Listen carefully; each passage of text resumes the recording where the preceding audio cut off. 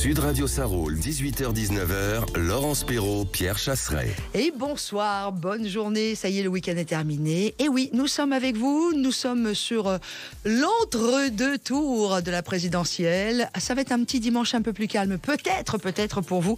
Comment ça va, mon Pierre ? Moi ça roule, j'attends calmement le second tour pour savoir ce que je vais faire. Bon, mais en tout cas, nous, on va parler, ça roule, on va parler de quelque chose d'assez exceptionnel, de tout ce que les simulateurs de conduite aujourd'hui permettent de faire. Ouais, ça c'est capital, parce que la formation au permis de conduire, je trouve que cette campagne présidentielle a été marquée quand même par le fait qu'on a pas assez parlé des sujets consacrés à l'automobiliste. On s'est focalisé sur un sujet hautement important qui est celui des carburants, de la fiscalité sur les carburants. On verra ce que ça donnera d'ici une quinzaine de jours. En tout cas, ce qui est clair, c'est qu'on en a oublié la formation au permis de conduire, avec notamment toutes ces innovations qui vont permettre de mieux conduire, d'effacer les disparités régionales, parce que quand on passe le permis à Paris ou quand on le passe en province, c'est pas la même situation de conduite. Bref, il existe des solutions numériques comme le simulateur de conduite qui enchaîne les prix d'innovation de sécurité routière. Donc on ne s'est pas embêté, on a pris le meilleur, il passera l'émission avec nous. Les questions que je vais vous poser aujourd'hui, une émission spéciale sur ces fameux simulateurs de conduite, sont les suivantes. Avez-vous confiance dans ces simulateurs de conduite pour apprendre à conduire dans les auto-écoles, oui ou non ? Selon vous, quels sont les points positifs ou les points négatifs des simulateurs de conduite ? Avez-vous d'ailleurs, vous aussi, appris à conduire en partie ou totalement sur un simulateur de conduite ? Vous nous retrouvez au 0800 26 300 300. Et puis nous allons aussi ouvrir un autre sujet grâce au simulateur de conduite, c'est réapprendre à conduire après un grave accident ou tout simplement parce que vous êtes porteur d'un handicap. Si vous avez eu l'occasion de tester ces simulateurs de conduite pour vous qui êtes porteur d'un handicap ou après un grave accident, vous nous appelez 0826 300 300. Sud Radio Sarroul. Et on accueille tout de suite le meilleur, en tout cas celui qui a reçu pas mal de prix, monsieur Stéphane De Velter, bonjour. Bonjour Laurence, bonjour Pierre. Merci d'être avec nous. Alors plein de prix là. Ah oui, là c'est la collection. Là, il va falloir changer la bibliothèque, Stéphane, parce que prix de l'innovation de la sécurité routière. Donc ça, évidemment, pour toute l'innovation qui va permettre d'avoir moins d'accidents, une meilleure qualité de formation. Et puis récemment, le prix Automoto, notamment sur les services rendus, les success stories, c'est la catégorie dans laquelle Stéphane De Velter a gagné. Pourquoi ? Eh bien, tout simplement parce que grâce à son simulateur, il nous racontera cette histoire absolument magique de Valentin gravement accidenté de la route, qu'on donnait malheureusement perdu pour la conduite et qui aujourd'hui va très très bien et conduit. Alors, on en parlera du handicap en deuxième partie d'émission. On parlera évidemment de cette histoire, donc restez avec nous, comme ça on vous le racontera. Mais on a voulu aussi commencer par ce que les simulateurs de conduite apportent en termes d'apprentissage de la conduite classique. D'abord, un mot, Stéphane De Velter, sur votre société, sur la façon dont vous l'avez créée. Où en êtes-vous aujourd'hui ? Que propose-t-elle ? Alors on développe depuis près de 20 ans aujourd'hui des simulateurs de conduite. Alors c'est vrai, quand je me suis lancé dans le développement d'un simulateur de conduite, je me suis dit j'ai 1 an de développement et puis après ça y est, j'ai mon outil. Et en fait ça fait près de 20 ans qu'on développe au quotidien le simulateur de conduite. Et si je suis arrivé sur la simulation pour mieux former les conducteurs, c'est que mon premier métier, j'étais moniteur auto-école. D'accord. À 20 ans, j'ai passé mon diplôme pour être moniteur auto-école. J'étais moi-même un jeune conducteur. Et dans la formation du moniteur auto-école, je me suis dit, on va au moins m'apprendre à conduire en sécurité, ou on va me donner les moyens un jour de devenir un bon conducteur. Je me suis rendu compte que ça faisait pas partie du programme de la formation. Oui, on apprend les panneaux par cœur, les textes de loi par cœur, mais il n'y a pas ces notions de comportement et de sécurité routière. Donc j'ai dû, à titre personnel, je me suis dit, je vais me payer des stages de pilotage, pas pour être un pilote de course, pas pour rouler vite sur la route, mais ne serait-ce que pour savoir si on doit arrêter une voiture dans une situation d'urgence, on fait comment ? C'est là que vous parlez de sécurité routière et autres, parce que moi j'ai quand même eu l'impression, quand j'ai passé mon permis, que mon moniteur m'avait sensibilisé à de la sécurité routière. Ouais. Mais là, je comprends mieux. Mais alors, par exemple, je vais te donner une limite à cela. Moi, on m'a appris, alors c'était assez facile pour moi, puisque disons que la formation à la conduite, vu que j'avais un papa qui était moniteur d'auto-école, ça facilite un petit peu les choses. Mais par exemple, quand on te dit un freinage d'urgence, une distance de freinage, alors on a tous conscience, on nous explique qu'il faut multiplier ceci par cela, ce qu'on oubliera de toute façon, mais on ne l'a pas expérimenté. Qui demain va expérimenter un freinage d'urgence sur autoroute lorsqu'il est lancé à 130 km/h pour voir ce que ça fait? Ce n'est pas possible. Mais c'est vrai. Un simulateur de conduite le rend possible.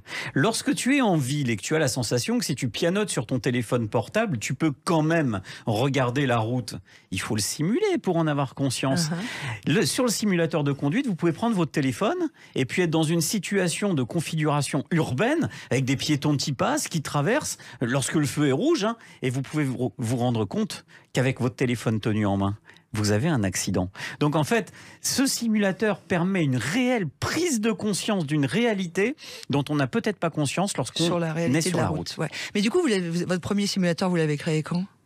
En 2004. Parce que vous êtes Voilà. le créateur. Oui, c'est ça, hein, tout à fait. Et en fait, je suis passé de l'auto-école à former les conducteurs professionnels sur circuit. Et j'étais effaré un petit peu par le comportement des conducteurs dits professionnels. Et c'est vrai qu'ils n'ont pas l'expérience du freinage, donc on peut faire 40 000 km par an. On ne sait pas réagir à une situation d'accident.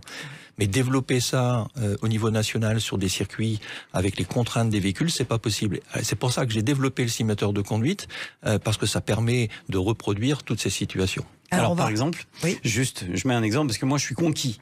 C'est-à-dire j'ai testé ce simulateur et le jour où j'y suis allé sur le simulateur, Laurent, je me suis demandé si ça allait m'apporter quoi que ce soit. Tu sais par exemple, tiens, 16% des accidents mortels en France ont lieu aux intersections sur les refus de priorité. Ça on le dit depuis des années dans Saint-Roule. On le vit chaque jour. Voilà. Sur simulateur, tu peux expérimenter ça, le refus de priorité. Et tu t'aperçois de la nécessité d'avoir aux intersections, quand il y a un panneau danger, le triangle, ça ne veut pas dire autre chose que ça, c'est un panneau de danger. Ça veut dire bascule ton pied au-dessus du frein, tu gagneras du temps si tu dois freiner. Ne sois pas dans une situation où tu as le pied sur l'accélérateur parce que tu ne pourras pas réagir. Eh bien ça, c'est capital. On a tout de suite au 0826 300 300 Alain qui nous rejoint. Je vous rappelle cette question que l'on vous pose en découvrant la maison de Velter et ses simulateurs de conduite. Avez-vous confiance dans ces simulateurs pour apprendre à conduire dans les écoles, oui ou non? Salut Alain. Oui, bonjour à tous les auditeurs, à tout le monde. Salut Alain. Merci d'être avec nous en ce dimanche soir. Alors vous, votre position? Eh bien, moi je trouve que ça peut être très judicieux pour améliorer la cohabitation. Par exemple, bon, moi j'ai les permis poids lourd, super lourd, transport en commun. Et moi je trouve que à l'auto-école, on devrait apprendre après quelques heures de conduite, la difficulté qu'ont certains poids lourds, super lourds, à se désengager de certaines intersections et à manœuvrer. Moi personnellement, bon, je fais du ramassage scolaire, je fais 200 km par jour, même si un poids lourd ne met pas le clignotant, rien que la position qu'il est sur la route, je vois la manœuvre qu'il va faire. Et le système, là, ça permettrait justement de faire un peu plus en avant des formations un peu plus complémentaires pour améliorer vraiment la cohabitation, un peu comme on a fait avec les motards. Moi, j'ai le permis moto, voiture depuis 1976.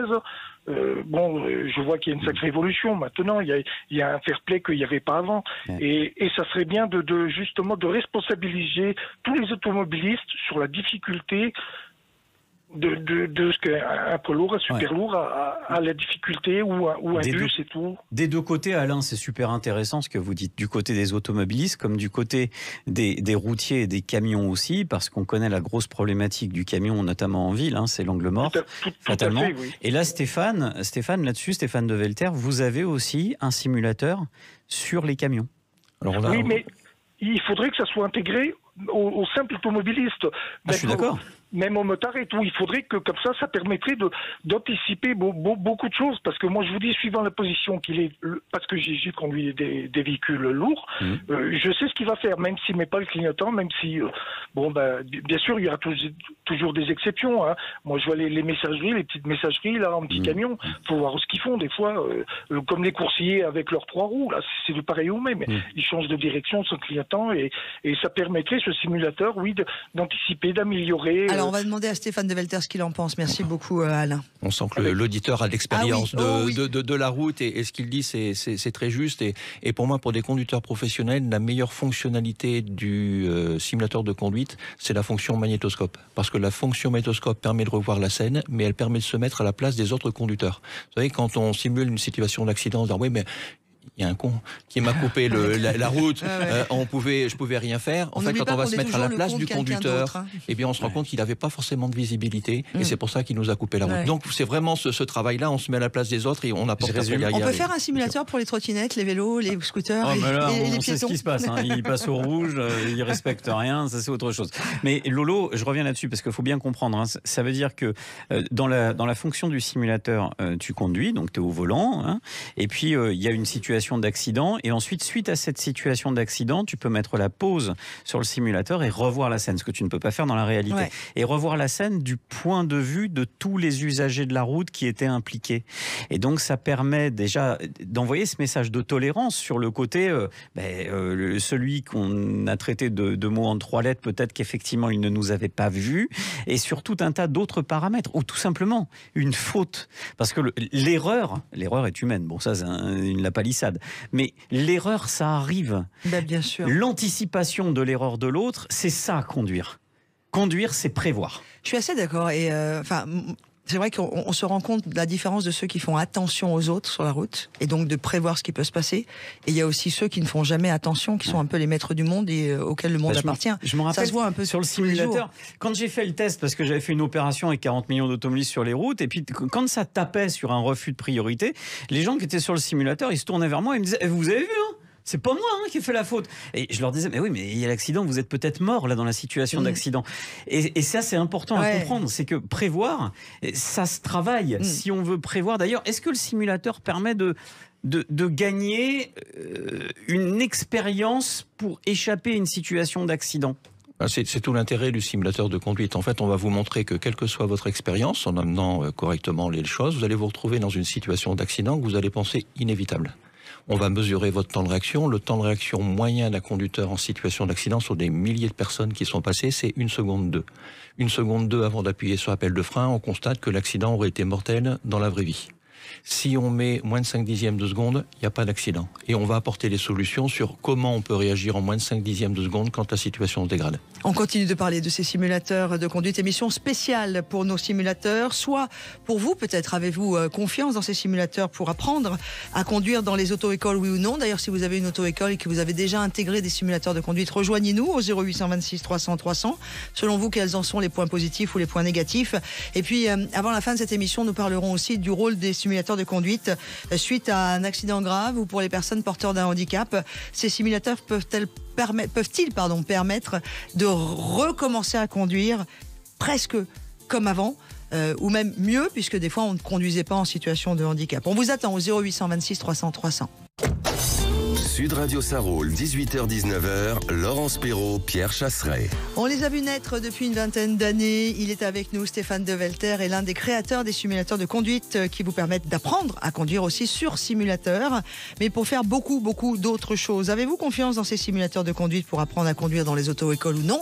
C'est la question que l'on vous pose ce soir sur Sud Radio dans Sarraul. Stéphane Develter, on va dans quelques instants accueillir Philippe qui nous appelle de l'Ain, mais vous êtes quand même conscient du coup que vous avez créé un outil qui permet de sauver des vies? Je suis persuadé qu'on a sauvé des vies grâce à cet outil. Je pense que c'est génial quand même ça. Les conducteurs sont pas fous, ils n'ont pas envie de mourir sur la route, mais ils prennent beaucoup de risques. Ils prennent beaucoup de risques parce qu'ils n'ont pas imaginé ce qui pouvait se passer. Et lorsque l'événement se produit, c'est trop tard. Donc nous, on apporte une réflexion. En fait, on met dans la tête des conducteurs les principales situations d'accident. Une fois que c'est dans le cerveau, on se pose la bonne question. Passer au ras d'une voiture qui est arrêtée à un stop, il faut quand même être gonflé de passer sans ralentir. Mais on va le faire tant que notre cerveau va nous dire tout va bien, on est prioritaire. Si on a imaginé que la voiture au stop pouvait démarrer, on ne peut pas passer à 90 km/h ou à 80 avec le pied sur l'accélérateur. C'est ce que va apporter la simulation. J'ai aussi une question, cette fois-ci elle est plus pragmatique. On a un problème de coût du permis de conduire en France, notamment pour les plus jeunes qui doivent supporter non pas que le coût du permis, mais coût du permis, assurance, achat d'un véhicule qui a le droit de rouler selon la classification des vignettes critères. Voilà, ceux qui m'entendent, c'est une connerie monumentale, mais c'est pas grave. Donc tout ça est un coût pour les jeunes qui peuvent nous écouter ou pour ceux qui écoutent pour leurs enfants. Soyons très clairs, est-ce que l'utilisation du simulateur de conduite peut être aussi une réponse, notamment pour corriger un petit peu les écarts qu'il peut y avoir de conduite? Quand on fait une heure de conduite à la Ferté-Bernard dans la Sarthe, tu montes... Que tu connais bien. Entre 10h et 11h, bon, bah, 10h, le moniteur il est là, tu es dans la voiture, à 11h, tu as fini, point. Quand tu fais une heure de conduite en plein centre de Lyon, de Paris, de Marseille, bon, bah, à 10h, tu cherches une place pour te garer, à 10h10, tu es dans la voiture, à 10h50, il faut arrêter parce qu'il faut trouver un endroit pour se positionner. Il y a quand même un écart de formation. Est-ce que le simulateur peut gommer ça? Sur la partie apprentissage, apprendre à déplacer le véhicule, il faut commencer par là avant de parler de comportement et de sécurité routière. Vous êtes arrêté avec un véhicule, vous devez vous lancer à 80 km/h et puis vous arrêtez. Vous allez devoir passer toutes les vitesses, puis freiner et rétrograder. Vous allez peut-être avoir besoin de vous entraîner 100 fois, faire 100 fois cet exercice. Si vous comptez sur la route, avec la circulation, avec l'environnement, il vous faudra combien d'heures de conduite pour pouvoir faire une centaine de démarrages jusqu'à 80 et arrêter votre voiture? Si vous êtes sur un simulateur, il n'y a aucune perte de temps. Donc vous allez enchaîner et forcément vous allez réduire le nombre de leçons de conduite nécessaires pour acquérir la compétence 1 du REMC, tel qu'on l'appelle en auto-école. C'est quoi le REMC? C'est le programme d'enseignement pour le permis de conduire qui est classé en quatre catégories. Et la compétence 1, c'est la manipulation du véhicule. C'est intéressant, ça veut dire que quel que soit l'endroit où on habite en France, on a tous le même programme. Ah, tout à fait. Oui, c'est ça. Et alors que c'est complètement, presque... Pas complètement logique. Quand j'ai appris à conduire, moi, en Normandie, dans une ville qui s'appelait Lisieux, la première fois que je me suis retrouvé sur Paris, je ne vais pas vous dire que... J'avais plus que les yeux pour pleurer. J'avais plus que les yeux pour pleurer, c'est ça. Mais c'est exactement ça, joli. Mais je ne vais pas vous dire que j'ai fait pipi dans ma culotte, mais c'était un peu ça. C'est-à-dire que quand on arrive de ces provinces, et encore Lisieux était un petit bourg sympa, mais les gens qui apprennent... Vous voyez, donc c'est... Paris reste très compliqué Paris, au niveau de Bordeaux, la circulation. ou Lille, mais ou toutes Lyon, les grandes villes. Toutes les grandes villes, oui. Ça veut dire que Marseille... Si on conduit, si on passe le permis de conduire dans une grande ville, on n'a même pas le temps au niveau de l'heure de conduite de sortir de l'agglomération. Donc ça veut dire qu'on va se contenter de faire des embouteillages à certaines heures et de rouler à 30, 40 ou 50 km/h. Donc il y a forcément un manque d'expérience. Et à contrario, quand on fait que de la campagne, qu'on se retrouve en grande métropole, eh ben on n'a plus que les yeux pour pleurer. Un truc tout bête, est-ce que le simulateur permet aussi de corriger les écarts de temps, par exemple? Je pense à la conduite sur neige, je sais que c'est... On vous en a souvent parlé, Stéphane, mais c'est vrai que quelqu'un qui apprend à conduire en plein hiver, c'est pas les mêmes conditions atmosphériques qu'en plein jour pendant l'été. Avec un simulateur de il fait conduite. jour l'hiver, hein. C'est juste pas les... Non mais tu vois ce que je... Oui, pardon, excuse-moi. De nuit, l'hiver, c'est pas la même chose que l'été, le jour. Voilà. Un partout. Et attention, et tout ça avant le décalage horaire. Ouais, c'est ça. Et les années bissextiles. Le logiciel permet de conduire en ville, sur route, sur autoroute, de jour, de nuit, sous la pluie, par temps de brouillard, par temps de neige. Et tout ça peut se changer en un seul clic. Donc ça donne toute cette souplesse aussi au niveau de la formation et de la pédagogie. Philippe est avec nous au 0826 300 300. On laisse patienter le pauvre Philippe au standard de Sud Radio. Bonjour Philippe. Bonjour à tous. Salut Philippe. Bonjour. Alors vous en pensez quoi, ces simulateurs de conduite? Vous leur faire confiance ou pas? Écoutez, on va être dans la redondance parce que effectivement, quasiment tout est dit. J'ai une fille qui passe le permis et pour elle, ça serait un plus. Ouais. Parce qu'elle a vraiment la peur de prendre la voiture. Donc ça permettrait d'enlever cette certaine appréhension. Elle a quel âge, votre fille? D'avoir déjà une première découverte avant de prendre le volant. Elle a quel âge, votre fille, Philippe? Vous avez parlé de la conduite sous neige, pardon, excusez-moi. Elle a quel âge, votre fille, Philippe? Elle a 24 ans. D'accord. Elle a eu un accident? Elle a eu... Non. Enfin, elle a eu un accident une fois avec moi. Non, mais voilà, elle est montée dans la voiture de Philippe, depuis elle a peur. Mais en plus, conduite sous neige, parce que j'habite en montagne, et alors que je conduis sans problème sous la neige, et depuis plus de 20 ans, j'ai l'habitude, et puis une seule fois, il a suffi, et je pense que cette appréhension serait peut-être enlevée avec un simulateur, qui plus est. Stéphane, là-dessus, sur cette question de l'appréhension, le simulateur, vous avez testé ces configurations avec des gens qui ont une appréhension? Il boit du petit lait, Stéphane. Il boit du petit lait. Quand on apprend à conduire, on a forcément un stress de se retrouver au volant d'une voiture. Et moi, je pensais que c'était plus chez les filles qui allaient avoir ce stress, et pas chez les gars qui veulent partir tout de suite en voiture. En fait, on se rend compte que non, ils ont tous de l'appréhension, et le fait d'aller sur simulateur de conduite, c'est presque un soulagement de se dire ouf, mes premières leçons, c'est sur le simulateur de conduite. Tu sais que je me souviens de la sensation que j'ai eue, moi, j'en avais très envie jusqu'au jour où je me retrouve, parce que j'étais au code de la route, alors je faisais le code, et je voulais faire les choses dans l'ordre dans ma tête. Je voulais d'abord valider mon code et ensuite... Mais papa moniteur. Alors, oui, je voulais faire les choses bien, c'était important pour moi. Je fais une seule chose à la fois, je suis monotache, moi, comme gars. Je sais pas mâcher un chewing-gum et marcher en même temps, hein, je fais l'un ou l'autre. Donc, et quand je suis monté pour la première fois en voiture, cette appréhension, je l'ai ressentie, je me disais, oh, là, c'est pas un vélo, là, je suis vraiment sur la route. Ouais, moi, j'ai eu de la chance, on va retrouver Philippe, parce que je pense qu'il a d'autres choses à nous dire aussi, c'est que j'ai appris dans une famille où il y avait pas mal de campagnes, de fermes, etc. Donc, en fait, j'ai appris à manipuler un véhicule avant même de passer le permis. À 15 ans, on était déjà ou sur le tracteur, ou il fallait déplacer la dodoche de papy parce qu'il fallait faire passer les vaches. Donc voilà, en gros, c'était ça. Donc moi, j'ai pas eu peur. Mais j'ai eu peur le jour du permis. Et là, mon pied, il a tremblé comme un malade. Pourquoi, comment? C'était un truc de fou. Philippe, on vous laisse la parole. Vous, par rapport à votre fille, on vous a pas laissé continuer, pardon. Mais je vous en prie, c'est très intéressant votre discussion. Je disais, il y a aussi un point sur le point aussi du coût financier, que vous avez parlé effectivement d'un permis de conduire qui coûte très cher, parce que les heures de moniteur, ça coûte très cher aussi. Et effectivement, la simulation permettrait de diminuer ce coût de permis de conduire. Et qui plus est, il me semble qu'il y a une pénurie d'ailleurs de moniteurs d'auto-école et ça permettrait peut-être d'alléger aussi les auto-écoles aussi à ce niveau-là. Alors là, je vais lancer un appel à tous ceux qui cherchent du boulot en ce moment. Si vous voulez une formation, ça coûte un peu d'argent, mais vous avez la garantie de ne plus être au chômage, c'est formateur en auto-école, formateur à la conduite. Non mais c'est vrai parce qu'on en manque. Donc c'est vraiment le diplôme à passer. Stéphane, tu pourras me le confirmer dans quelques secondes. Autre point très important, le coût du permis de conduire. Je vais rappeler qu'évidemment c'est un gros coût, mais ce coût c'est pour toute la vie. Notre système du permis de conduire n'est pas remis en question, Alain, et ça c'est quand même génial en France. Le dernier, ça nécessite quand même d'abaisser le coût. Sauf que pour les auto-écoles, il faut qu'ils vivent. Donc les patrons d'auto-école, ils n'ont pas 15 Ferrari et 18 Porsche dans le garage. Donc il faut quand même qu'il y ait une marge. C'est pour ça que nous, à l'association 40 millions d'automobilistes, on a une proposition qu'on porte à la connaissance des candidats à la présidentielle pour le second tour d'ailleurs, qui est la portabilité du compte de formation. C'est-à-dire que Laurence, tu as le droit à une formation parce que tu cotises pour avoir du droit à la formation. Nous, ce qu'on propose, c'est que ce droit à la formation que tu n'utiliseras peut-être pas, que je n'utiliserai pas, on puisse le porter pour nos enfants. Ah, parce que c'est déjà possible pour nous. Exactement. Pour nous, les gens qui n'ont pas le permis aujourd'hui peuvent le passer sous le compte de formation. Voilà. Mais nous, on a déjà ça. On n'en a pas besoin. Par contre, nos gamins, eux, ils en ont peut-être besoin. Il y a des familles qui n'ont pas les moyens de financer ce coût du permis de conduire, plus la voiture, plus etc. Donc, on propose cette mesure qui permettrait de faire en sorte que les jeunes aient davantage le permis, parce qu'on nous dit qu'il n'y a pas besoin de voiture, les jeunes ne le passent plus, mais quand ils arrivent à Pôle emploi, la première question, c'est avez-vous le permis de conduire ? Ça, c'est capital. Donc, on propose ça pour que le manque à gagner qui peut être généré par moins d'heures de conduite, même si c'est tant mieux, c'est pour tout le monde, eh bien, ce soit compensé par plus de jeunes qui passent leur permis de conduire. Stéphane. Ça me semble une excellente idée. Voilà. Donc on signe la pétition, nous, de 40 millions d'automobilistes, Pierre Chasseret. Allez, les candidats à la présidentielle, vous savez ce qu'il vous reste à faire. Il ne reste plus que 2 là pour dimanche prochain. Mais il en restera qu'un à la fin. Ceci étant dit, ça n'empêchera pas qu'il faudra continuer à le proposer par la suite. Alain, ça vous dit C'est Philippe Delin. Philippe qui habite dans l'Ain. C'est Philippe Delin. Philippe Delin, c'était Alain avant, voilà. Et ça vous paraît comment cette idée? Vous aussi, vous en avez un compte de formation, vous êtes embêté par les appels téléphoniques? Alors moi je suis très particulier, moi je travaille en Suisse, donc j'ai pas du tout ce compte-là.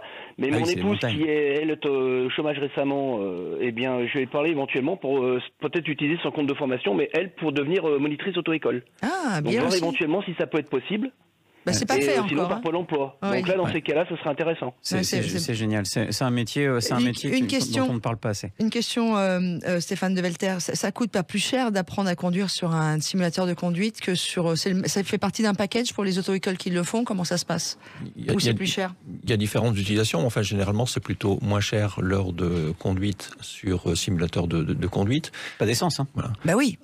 Enfin, technologie quand même. Et puis, il n'y a pas forcément toujours la nécessité d'avoir la présence du moniteur pendant toute la leçon. Alors, moi, je veux pas que ça soit un simulateur qui soit totalement en auto-formation. Parce que je trouve que c'est pas pertinent. Il faut qu'il y ait un accompagnement du moniteur auto-école, du pédagogue. Mais on n'a pas forcément besoin d'être 100% du temps. Donc, j'ai pris l'exemple de démarrer 100 fois pour lancer une voiture à 80 km/h. Que le formateur soit là pour les premiers démarrages pour bien valider que mes procédures sont les bonnes. Donc, je vais m'entraîner sur une bonne base. Et on peut me laisser faire, et à la fin, pour pouvoir valider qu'effectivement, voilà. Donc, c'est toute une organisation et des auto-écoles qui se déroulent très, très très bien dans l'organisation pédagogique. C'est un outil pédagogique, ça ne va pas remplacer le moniteur. Il faut vraiment que ça soit un accompagnement. Certaines personnes pourraient se dire, attendez, ça ne remplacera jamais la vraie route, le vrai volant. Maintenant, on est beaucoup en boîte auto, mais le vrai passage. Il y a des anciens ou des personnes qui vont se dire, c'est pas la réalité. Attention, tu as une boîte de vitesse, tu as tout dessus. Mais je vais rappeler quand même une chose. Je ne veux pas faire de la pub, je ne veux pas citer l'auto-école, mais tu sais qu'il y a un classement des auto-écoles en France. Ça existe. On sait quelle auto-école a les meilleurs résultats. Et ben bizarrement, tu prends sur Paris l'une des top 5 meilleures auto-écoles, pour pas dire la meilleure. Bizarrement, elle est équipée de simulateurs. Et devine les simulateurs de qui? De chez De Velter. Voilà. Après, voilà, Paris n'étant pas la France, il y en a sans doute partout ailleurs. Vous êtes installé dans combien d'auto-écoles en France? C'est pas notre marché le plus important. On parlera d'autres marchés qui sont certainement plus conséquents. On doit avoir une bonne cinquantaine d'auto-écoles qui sont équipées de nos équipements, dans la mesure où moi j'ai fait le positionnement d'avoir un poste de conduite qui ressemble à un vrai poste de conduite, avec des grands écrans, avec des logiciels qui sont performants, parce qu'on peut trouver sur le marché des jeux vidéo et des volants de table. Je ne considère pas que c'est un outil professionnel, donc je ne veux pas rentrer dans cette catégorie. Et à chaque fois, ça représente bien le risque des autres sur la route. Moi, je me souviens toujours que mon fils me disait quand il passait le permis, j'ai pas peur de moi, maman, j'ai peur des autres. Dans vos simulateurs, il y a une vraie réalité à ce niveau-là? Alors, et c'est pour ça que pour moi, même dans le module auto-école, oui, il y a la première partie compétence 1, apprentissage mécanique, déplacement du véhicule, mais ça serait quand même dommage et pas normal de s'arrêter là au niveau de la formation. Il faut vraiment intégrer toutes les notions de comportement, de sécurité, de mise en œuvre de ces mesures qui permettent d'éviter l'accident, parce qu'en parallèle, ça fait travailler l'aspect mécanique aussi, hein. Donc il faut vraiment arriver à associer les deux. Merci beaucoup Stéphane, vous restez avec nous puisque Pierre c'est une spéciale simulateur de conduite. Merci beaucoup à Philippe qui habite dans l'Ain également et Alain de l'Aveyron d'être intervenu au 0826 300 300. On continue dans quelques instants de parler de ces simulateurs de conduite, mais particulièrement suite à un accident grave, peuvent-ils nous aider à réapprendre à conduire et à être en situation de confiance, ou même suite à un handicap? On en parle dans quelques minutes sur Sud Radio. À tout de suite. Sud Radio Sarroul, 18h-19h, Laurence Perrault, Pierre Chasseret. Et nous sommes ensemble ce dimanche soir pour parler des fameux simulateurs de conduite. Alors juste avant de revenir sur le sujet, je vous rappelle que dans quelques minutes, vous aurez la parole pour échanger avec Pierre Chasseret de 40 millions d'automobilistes. Vous voulez lui parler de tout, de la politique routière, de ce que vous aimeriez qui change ou qui ne change pas. Vous venez, un coup de gueule, un coup de cœur, vous venez en parler avec Pierre Chasseret. Vous vous inscrivez tout de suite au 0826 300 300 ou par mail. Vous pouvez réagir sur la boîte mail jeparticipe@sudradio.fr. Vous mettez bien ça roule dans l'objet de votre mail, l'objet de votre question ou ce que vous voulez raconter et bien sûr vos coordonnées, et nous vous rappellerons pour les futures émissions. Allez, on revient sur les simulateurs de conduite, Pierre, parce que, et on en parle depuis le début de notre émission, la question qu'on avait envie de poser, en tout cas la mienne, c'est est-ce que les simulateurs de conduite peuvent réapprendre à conduire après un accident grave? Est-ce qu'ils peuvent, d'ailleurs quand on est en situation de handicap, aider à apprendre à conduire et puis à se sentir bien? On en parle entre autres parce que avec la maison De Velter dont nous invitons le CEO, le président créateur Stéphane De Velter, il y a eu une très très belle histoire avec un jeune homme qui s'appelle Valentin. Tu peux nous raconter cette histoire? Oui, Stéphane le fera beaucoup mieux que moi au niveau de la rencontre, parce que je sais que c'est une histoire qui l'a particulièrement touché, parce que comme il me dit, il m'a expliqué que lorsqu'il a imaginé le simulateur, il avait imaginé tout un tas de fonctionnalités, mais pas celle-là. Et cette fonctionnalité, c'est quoi? C'est quelqu'un, Valentin a eu un grave accident de la route. Il était officiellement déclaré comme sans doute inapte à la conduite pour les années à venir, ce qui est très complexe, hein, parce que la conduite, c'est l'indépendance, c'est absolument capital dans une vie. C'est l'accès à l'emploi, voilà. On ne va pas revenir, tout le monde sait ce qu'est la conduite. Et Stéphane a rencontré Valentin, qui l'a accueilli sans médiatisation, sans rien. Voilà, dans son bureau à Montigny-le-Bretonneux, à Voisin-le-Bretonneux pour être très précis. Et puis aujourd'hui, Valentin conduit. Valentin va bien. Valentin a une vie comme toi, comme moi. Voilà. Et Stéphane, je pense que objectivement, tu raconteras beaucoup mieux que moi cette rencontre avec Valentin. Comment tu l'as perçu, ce jeune qui vient en situation de handicap? C'est sa maman qui prend contact avec toi, je crois. Oui, c'est voilà, parce que moi je travaille pas avec le particulier. Et puis un jour j'ai un appel d'une maman qui me dit voilà, mon fils Valentin a eu un grave accident de voiture et je voudrais savoir s'il va être un jour capable de reconduire un véhicule. Et l'heureux hasard, elle habite dans la même localité que nos bureaux, donc je lui ai dit, écoutez, à titre exceptionnel, vous venez avec Valentin et puis on va faire un test. Et là, elle me raconte l'histoire de Valentin qui avait 26 ans à l'époque, grave accident de voiture, plus d'1 an et demi de rééducation, il est toujours en rééducation. Valentin, pour sa vie, pour vivre, il se dit, je veux récupérer mon permis de conduire. Donc on l'envoie en test dans une auto-école. Et après 2 heures de test, on dit à Valentin, c'est mort, c'est fini, tu ne reconduiras jamais. Il est touché où ? Il a un handicap au niveau de la jambe, au niveau du bras et un petit peu au niveau du cerveau avec le coma. Il a été victime du coma également. Donc, je dirais quand je fais le test avec Valentin, moi je me dis, je suis persuadé qu'il peut reconduire. Je l'annonce à Valentin en disant, moi je suis sûr que tu peux récupérer ton permis de conduire. Et c'est vrai que l'aspect humain, dans cette démarche, elle est importante. Je fais pas un aspect financier. Et je me dis à Valentin, tu vois, j'ai des équipements. Moi, l'expérience, elle m'intéresse de toute façon, pédagogiquement et humainement. Donc j'ai mis à disposition de Valentin nos simulateurs de conduite. Je l'ai accompagné pour qu'il s'entraîne. Il a eu une progression énorme parce qu'au départ, Valentin rate la PL de frein et on peut pas se permettre de rater la PL de frein avec son handicap. Donc on a travaillé la force dans la jambe et son temps de réaction, les analyses, etc. Et il a progressé de façon incroyable. Donc après, et c'est là aussi, ça positionne bien l'outil simulateur de conduite. C'est pas tout à fait comme une voiture. Il ne faut pas le prendre comme étant une voiture réelle. Mais le travail qu'on a fait là, c'est ce qui a permis de dire, Valentin, moi je travaille avec des gens du circuit Beltoise qui utilisent aussi, ils ont un circuit, mais ils utilisent aussi nos simulateurs de conduite. J'ai eu le circuit gratuitement. J'ai fait conduire Valentin avec une voiture et sans double commande. Ce que j'ai vu sur le simulateur, je l'ai retrouvé sur le circuit. Ça pose pas de problème. Puis après, en auto-école. Je précise parce que ça en dit long sur le bonhomme. Moi, ce que j'aime dans cette histoire, je suis pas étonné parce que Stéphane, je le connais depuis 2012 maintenant, et je suis pas étonné par cette histoire. Mais ce que je trouve magique dans cette histoire, c'est qu'il n'y a pas d'intérêt économique, il n'y a pas d'intérêt financier. Il y a juste de l'humain, c'est-à-dire que tu as été donné de ton temps parce que tu t'es dit cette expérience-là, t'as été touché par l'expérience déjà et par le cas de Valentin. Sauf qu'aujourd'hui, le combat que Valentin a mené brillamment pour être aujourd'hui un automobiliste comme toi, comme moi, prudent sur la route, eh bien ce combat a été mené aussi en coulisses par Stéphane et je trouve que ça montre la pertinence du simulateur parce que je pense que Valentin devait avoir la crainte aussi, l'appréhension de l'échec, qui a peut-être aussi conduit au fait qu'il rate la pédale de frein le premier jour. Ça doit non, il y avait un problème physique. C'est lié, à son handicap. Et donc l'entraînement, la répétition, on peut faire sur simulateur. Aujourd'hui, il reconduit normalement. Il a une voiture normale.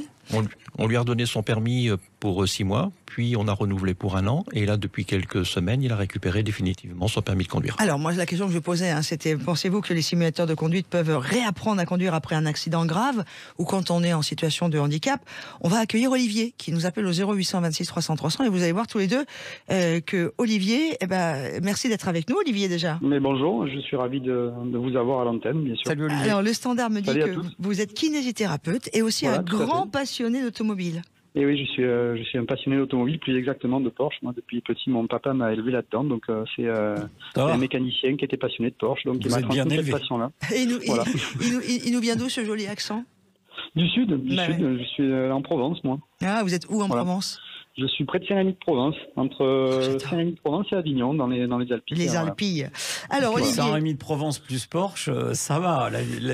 Oui. Pour l'instant, tout va bien. Mais je suis d'origine corse, donc c'est encore mieux la Corse pour promener en voiture. C'est vrai que c'est assez joli. Mais Saint-Rémy, c'est bien aussi. Puis alors, il y a pas mal de jolis domaines viticoles. Le domaine Milan, par exemple, le Mas de la Dame. On ne peut pas faire les deux en même temps, par contre. Il en faut un troisième. C'est vrai, il m'en faut un troisième. On va descendre un petit peu. On va aller du côté des Tandberg avec le domaine Sulose. Allez, go. Par exemple. ou la Roquefort-Cade. Allez, un 4e, pas très loin d'Aix-en-Provence. Dites-moi. Comme ça, vous êtes tranquille pour la publicité. Écoutez, je voulais simplement intervenir sur 2 aspects. Moi, d'un point de vue professionnel, évidemment, le simulateur a toute sa place dans la réadaptation à l'effort, parce que c'est de ça dont il s'agit. Vous avez un travail de rééducation qui va tout simplement faire le diagnostic dans un premier temps des séquelles que présente le patient. Une fois que c'est fait, l'idée est d'améliorer les fonctions du patient pour en tirer le maximum possible pour sa vie future. Et le simulateur de conduite fait partie de cet outil de travail qui sera à utiliser évidemment pas en première intention, puisque il va d'abord falloir faire un travail très long de récupération, surtout dans les accidents de la route ou d'autres, AVC. Enfin, il n'y a pas que les traumatologies, il n'y a pas que la traumatologie qui rentre en ligne de compte. Il y a aussi tout ce qui est neurologique. Il y a des gens qui font des hémiplégies et qu'on arrive à récupérer très bien. Et je pense que le simulateur peut leur permettre aussi de franchir 2 étapes. Une étape de physique et une étape psychologique, puisqu'en effet, de se retrouver derrière un volant avec un handicap, c'est un effort sur soi-même. Donc, il faudrait qu'il y ait un accompagnement. Et là, c'est clairement ce que j'ai entendu, c'était chouette parce qu'on entend parler plus l'humain que le professionnel. Alors, on met nos compétences au service des humains, même si on est des professionnels, c'est sûr. Mais la relation humaine et de confiance avec le patient, c'est essentiel pour obtenir des résultats dans une rééducation et c'est essentiel pour une réadaptation à la vie du quotidien. Donc les simulateurs, les pilotes de Formule 1 les utilisent depuis très longtemps, les pilotes de rallye aussi. Ça s'est démocratisé, c'est venu, bien sûr, à l'avion aussi. Mais je n'ai pas pratiqué, donc je n'en parle pas. Et par contre, voilà, ça s'est démocratisé. Aujourd'hui, on peut avoir accès à des simulateurs de très bonne qualité, y compris chez soi. Donc, je pense qu'on a tout intérêt à travailler main dans la main avec ces technologies-là pour aider les patients à retrouver une forme d'autonomie. Alors évidemment, après, il faut faire un diagnostic précis parce qu'il y a des patients qui malheureusement peuvent pas y accéder. Il faut être honnête et le verbaliser aussi. Mais par contre, il ne faut pas se fermer de porte. La médecine nous a appris au moins une chose, c'est qu'il y a des choses très surprenantes auxquelles on ne s'attend pas. Oui, donc il faut y aller, il faut essayer et ça donne en plus une énergie folle aux patients et un gros moral. Donc il faut travailler sur toutes les possibilités qui s'offrent à nous. Olivier, on vous aime. Hein. Ouais, super. Bravo. Olivier, merci. J'adore. Ça fait du bien. Et je m'aperçois, parce qu'on en parlait juste avant l'émission avec Stéphane, tu as beaucoup de tes amis et de tes contacts professionnels qui ont pu vivre des expériences médicales complexes, y compris avec des gens qui sont tombés dans le coma et qui t'appellent souvent, Stéphane, pour te demander est-ce que je peux essayer sur simulateur, tout ça, parce qu'on vieillit tous et au bout d'un moment, on est soumis à des problèmes de santé, forcément. Oui, donc ça montre qu'il y a un réel intérêt parce qu'il y a l'histoire de Valentin et puis il y a quelqu'un que je connais bien qui est très impliqué dans la prévention, qui avait un simulateur de conduite de Velter et qui a eu le Covid sous la forme grave puisque c'est 11 semaines de coma. On l'avait annoncé comme mort. Et puis, il s'en sort et c'est super. Il doit réapprendre à marcher, il doit réapprendre à se nourrir. Il doit vraiment faire une rééducation très poussée. Et il m'appelle en disant, je sors du coma, ça commence à aller un peu mieux. Je voudrais faire un test sur le simulateur parce que je voudrais savoir si je vais pouvoir conduire une voiture. J'ai dit, écoute, Ludo, il y a aucun problème. Je viens te chercher et on fait le test sur simulateur. Moi, quand je vois Ludo, très content de le revoir déjà marcher, mais il court pas, je me dis, on peut pas conduire une voiture tout de suite, il va certainement falloir l'accompagner comme Valentin et je suis prêt à ça, il n'y a pas de problème. Et j'étais bluffé. Parce que c'est vrai que moi j'aurais dit non, c'est trop tôt pour pouvoir conduire. On a fait tous les tests sur le simulateur de conduite, mais en termes de vision, d'observation, de réactivité, de connaissance des mesures de sécurité, à la fin de ce test d'une heure et demie environ, j'ai dit à Ludo, c'est bon, tu peux reprendre ta voiture, tu peux reconduire et reconduire tous les jours. Alors attendez, parce que ce que vous dites, je ne suis pas médecin, je ne suis pas scientifique et loin de là, et ne m'en voulez pas, ni vous Olivier, ni Pierrot, ni vous Stéphane, mais ça voudrait dire que même ces simulateurs de conduite auraient peut-être permis de recréer très rapidement des connexions. Mais oui, bien sûr. C'est dingue. Si vous voulez, tout ce qui stimule le patient, connexion neuronale, cognitive. Tout ce qui stimule le patient est bon à prendre. Wow. Après, il faut juste identifier la contrainte aussi morale et psychologique. Si vous avez quelqu'un, évidemment, qui a 80 ans, qui a eu une prothèse de genou, c'est plus simple, si vous voulez, qu'un enfant de 18 ans qui a eu un accident de voiture et qui est paraplégique. Vous voyez, il y a vraiment chaque cas de figure est particulier. Donc, il faut évaluer le patient et par contre, il faut se rapprocher de gens comme vos intervenants qui clairement ont une relation humaine avec les patients. Et ça vous dirait, Olivier, vous êtes kiné, vous avez votre cabinet, ça serait pas une bonne idée, alors après c'est une histoire de budget, on est d'accord, mais d'avoir un simulateur de conduite dans un cabinet de kiné?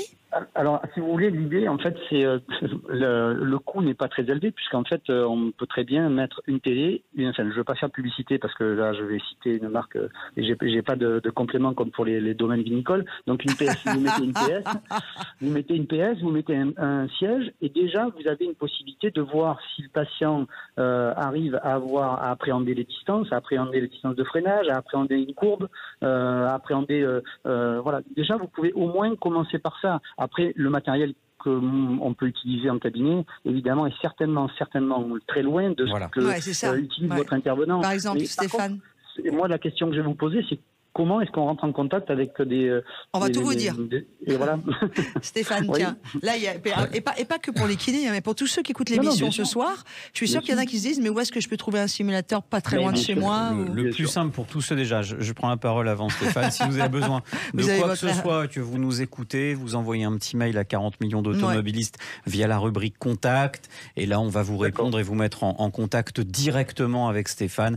Ça sera le moyen aussi le plus simple. Stéphane. Ou je participe @sudradio.fr en mettant ça roule dans l'objet.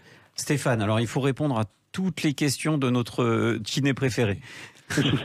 Alors, la suite, on va dire, la suite de Valentin, c'est de dire, on va développer un poste sur mesure avec toutes les adaptations, donc adaptées à la rééducation. Donc, ça va vous parler, c'est accélérateur à gauche, cercle volant, commande tirée poussée, boule multifonction. Donc, on a tous ces accessoires. Je suis perdu. Et moi aussi. Alors, boule multifonction, ça c'est celle qui est sur le volant pour conduire à une main. Vous ne nous avez pas vu, Stéphane, mais on s'est regardé d'un seul coup avec Pierre. Alors, je reprends et je détaille un petit peu plus. C'est-à-dire que si votre jambe droite ne peut pas permettre d'accélérer et freiner, c'est pas pour autant que la conduite c'est perdu pour vous. Vous pouvez peut-être utiliser la jambe gauche.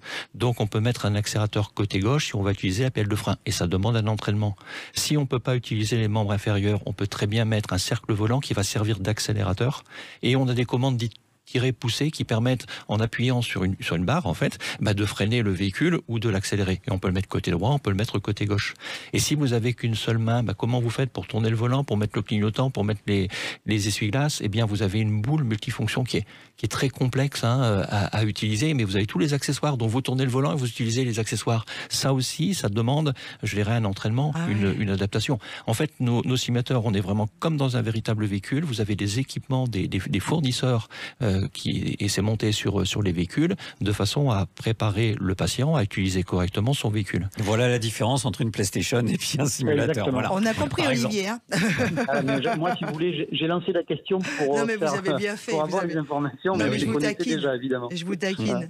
Mais par contre, c'est très peu répandu. Le coût pour transformer son véhicule est élevé. Donc, vous voyez, on a encore d'autres épreuves à traverser, il y a du boulot, d'autres améliorations pour que les gens handicapés puissent accéder. Il y a des auto-écoles. Il y a des auto-écoles qui sont équipées en voitures spécialisées. Mais bien sûr, c'est tout à fait juste. Mais par contre, pour transformer son véhicule, je vous assure que c'est quand même très très onéreux et tout le monde ne peut pas le faire. Mais il faut faire des choix dans nos sociétés. Et plus on fait baisser les prix aussi. Démocratiser, c'est le meilleur moyen de faire baisser les prix. Avec Pierre, on s'est toujours dit qu'on voulait faire, merci beaucoup à Olivier de votre intervention, une émission spéciale. Je vais reprendre mes consultations. On vous embrasse. Non, mais ne vous excusez surtout pas et vous êtes le bienvenu quand vous voulez, vous êtes ici chez vous. Moi, les gens qui font du bien, qui sont intelligents et qui apportent des vraies solutions et un côté très positif au regard sur les choses, moi je prends tout le temps. D'ailleurs, on devrait faire une émission comme ça. Oui, en fait, ce qui est important là, pour ceux qui nous écoutent, puisqu'on arrive pratiquement à la fin de notre rendez-vous sur ce sujet, nous on voulait faire toujours un sujet sur le handicap parce que ça nous paraît très important. Aujourd'hui, on peut trouver vos simulateurs spécialisés ou auprès de quel... Alors aujourd'hui, sur la rééducation, on a installé plus de 40 machines en France dans les centres hospitaliers. Donc, sont déjà bien implantés. On devrait être entre 80 et 100 machines d'ici la fin de l'année. Donc, c'est vraiment quelque chose qui est en train de se déployer, puisque donc on a un distributeur qui est la société Medimex, qui est sur Lyon, mais qui est présent au niveau national et qui sont bien connus des centres hospitaliers, qui nous apportent aussi une crédibilité. Et donc, c'est eux qui distribuent nos simulateurs pour la rééducation. Et ça nous met en lien direct aussi avec les ergothérapeutes, avec les neuros, et on a fait des développements spécifiques au niveau des logiciels pour bien s'adapter aux besoins et aux attentes des ergothérapeutes notamment. Wow. C'est marrant parce que tu vois, on a passé ça en revue et puis je sais pas pour toi, mais moi j'ai qu'une seule question qui me vient à l'esprit, mais on va refaire une émission, c'est obligé parce que on a parlé du handicap. Mais on a tous une autre question à laquelle on sera tous soumis, vieillir et conduire. Est-ce que le simulateur, mettez-nous l'eau à la bouche, est-ce que ça permettra de peut-être retarder un petit peu le moment où on sera moins en capacité ou peut-être avoir une meilleure prise de conscience de nos capacités de conduite? Alors, on commence toujours par, on va dire, une évaluation, mais je veux pas une évaluation type auto-école à Valentin en disant c'est fini, on va faire un constat. Et à partir de là, c'est terrible, ça d'ailleurs. C'est aberrant. Mais il y a plein de choses comme ça. Et en fait, nous, c'est de faire l'état des lieux et c'est de proposer après un programme et des exercices qui sont bien adaptés sur le simulateur pour pouvoir faire progresser, pour pouvoir mesurer la progression, et généralement, et de toute façon on a cet objectif, de permettre à la personne de conduire, et de conduire en sécurité. Si je prends les seniors, c'est pas pour faire 50 000 km par an, donc on n'a pas besoin d'avoir une expérience et une expertise d'un professionnel. Parce que tu sais Stéphane, tu as aussi beaucoup de personnes âgées qui reprennent la conduite après plusieurs années sans avoir conduit. Alors parfois parce qu'un des conjoints est malheureusement décédé, il faut qu'ils reprennent le volant, et ils ne se sentent peut-être pas capables de le faire. Peut-être que le passage vers le simulateur, et après des maladies aussi, peut-être que le passage vers un simulateur puis une auto-école peut leur permettre ça. La société s'appelle Develter. On peut tout trouver sur develter.com, DEVELTER. Et n'oubliez pas la phrase de Mark Twain qui disait « Ils ne savaient pas que c'était impossible, alors ils l'ont fait ». Donc si un jour quelqu'un vous dit « c'est fini pour vous », peut-être que ce n'est pas vrai. Enfin, moi je dis ça, je dis rien. Et n'oubliez pas celle de Benzema. Avec Mbappé au Real, on met 2 fois plus de buts. Peut-être 3 fois plus d'ailleurs. On vous embrasse Stéphane. Restez avec nous, l'émission n'est pas complètement terminée. Voici le moment de l'échange avec Pierre. Merci d'être avec nous sur Sud Radio. Ça roule. Soyez prudents sur les routes ce dimanche soir. Sud Radio Ça roule, 18h-19h, Laurence Perrault, Pierre Chasseret. Et pour terminer notre rendez-vous de Ça roule en ce dimanche soir, eh bien vous le savez, tous les dimanches, vous avez rendez-vous avec Pierre qui garde évidemment sa casquette Ça roule Sud Radio et 40 millions d'automobilistes pour échanger avec vous. Voici le moment donc de l'échange, 0826 300 300. D'ailleurs, si vous voulez vous inscrire pour échanger avec Pierre prochainement, vous nous envoyez un mail à jeparticipe@sudradio.fr.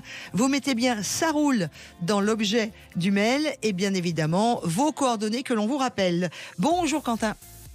Bonjour. Oh, quelle jolie voix. Vous êtes à Boulogne-Billancourt dans le 92 où l'on écoute Sud Radio sur le 99.9. Je vous laisse en compagnie de Pierre.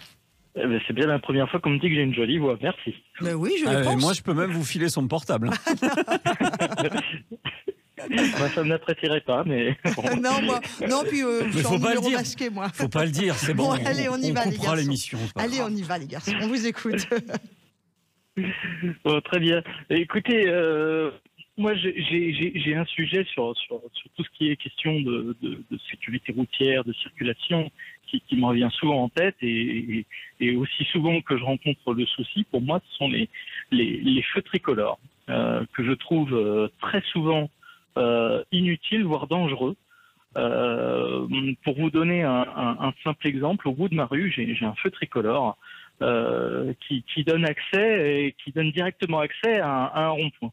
Alors première chose, on se demande pourquoi il y a un feu tricolore sur un rond-point qui est censé déjà réguler la circulation. Et deuxième chose, ce feu est extrêmement court au vert et extrêmement long au rouge. Ouais. Donc dès qu'on veut sortir de chez nous, prendre la voiture, on sait qu'on va se prendre 5 minutes dans les carreaux à cause de ce feu de circulation. Marcel Samba ? Et pas tout à fait, non. Même si c'est un sujet, c'est celui qui est au niveau de la Seine, en bas du boulevard Jean Jaurès. Après, ça arrive dans d'autres villes de France. Ouais. Moi, dans la mienne, j'en ai un aussi comme ça. À Nîmes aussi. Il y en a partout. On a ça. C'est vrai que c'est une vraie question. Hein. J'ai du mal à comprendre. J'ai l'impression que c'est parce que c'est un échec sur l'apprentissage, notamment des ronds-points, des sens giratoires, des carrefours à sens giratoire, où on a qui ont été créés pour fluidifier le trafic, hein, et où au final, on s'aperçoit qu'on a une catégorie d'usagers qui, quoi qu'il arrive, même quand il n'y a personne, s'arrête. On ne sait pas pourquoi. Donc après le doublé d'un feu tricolore, j'ai l'impression que c'est l'échec de ce rond-point. C'est que le rond-point ne fonctionne pas sur la fluidité, donc on est obligé de le doubler par un système de feu. Et après, vous posez une question qui est super pertinente sur les feux. Est-ce qu'on doit les supprimer ou pas ? Est-ce que vous savez, enfin oui, vous le savez, Quentin, peut-être, il y a des villes qui sont en train d'expérimenter le retrait de tous les feux tricolores. Vous étiez au courant ou pas ? Ah oui, il y a eu Abbeville, en Normandie. Je crois qu'il y a eu un essai dans les Deux-Sèvres. Abbeville, c'est pas en Normandie, Abbeville. Hein, il y a Paris. Là où, pardon, oui. C'est en Picardie, c'est dans la Somme. Alors, c'est plutôt en Picardie. Paris se positionne. Pas de souci, je vous taquine. Paris se positionne. Tous les concernés. C'est pas la Somme. Et c'est intéressant dans la capitale parce que pour le coup, en fait, à Paris, il n'y a pas de stop. Il faut savoir, il n'y a aucun panneau stop. Il n'y en a plus depuis 2000, entre 2013 et 2016.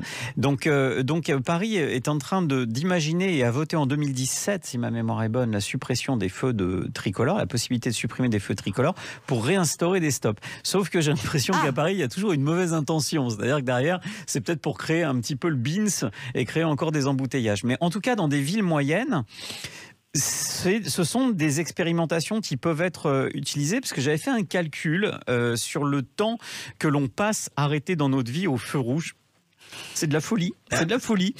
Surtout quand on voit des petites villes parfois où tu as des temps d'arrêt mais qui sont longs, où il n'y a personne qui passe. D'ailleurs, la plupart du temps, quand on est arrêté au feu, comment on calcule d'ailleurs le timing? Moi, on m'a toujours dit qu'une temporalité de feu rouge, c'était 30 secondes. Mais moi, les miens, ils font 1 minute 10. Alors, il y a la règle des 120 secondes. La règle des 120 secondes, c'est une règle qui est importantissime dans le temps de réglage des feux. C'est que si le feu est au rouge plus de 120 secondes ou s'approche des 120 secondes, il y a la tentation chez certains automobilistes de passer démarrer.